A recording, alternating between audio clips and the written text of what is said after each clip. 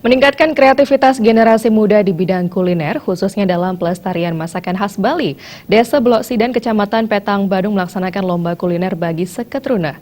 Lomba kuliner ini bertujuan untuk meningkatkan persatuan dan kesatuan antar generasi muda di desa tersebut.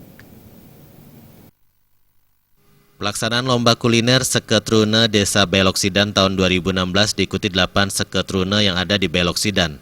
Sejak pagi, masing-masing seketruna lomba kuliner telah sibuk memasak menu makanan masakan khas Bali dengan menu utama daging babi meliputi lawar, urutan, tum, dan sate.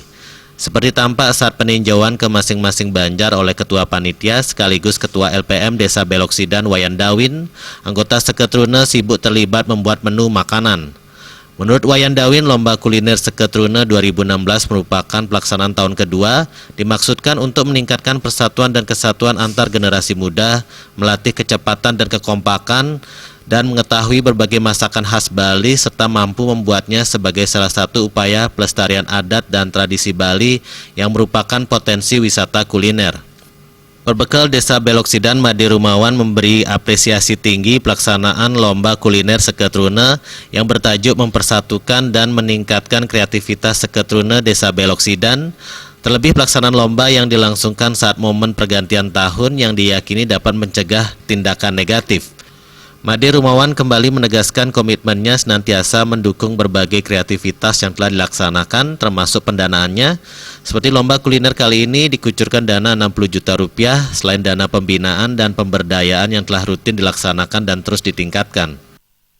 Intinya tetap kita melaksanakan rasa persatuan dan kesatuan dan rasa saling memiliki. Dengan adanya ajang lomba kuliner yang kami laksanakan di Belok Sidan sudah 2 kali sampai tahun ini sudah berjalan lancar, dan ini pun berkat dukungan semua instansi atau lembaga yang ada di kantor desa, baik itu ada LPM beserta jajaran ketua LPM-nya untuk pelaksanaan tugas ini, begitu didukung oleh BPD dan klien dinas yang ada di Desa Belok Sidan.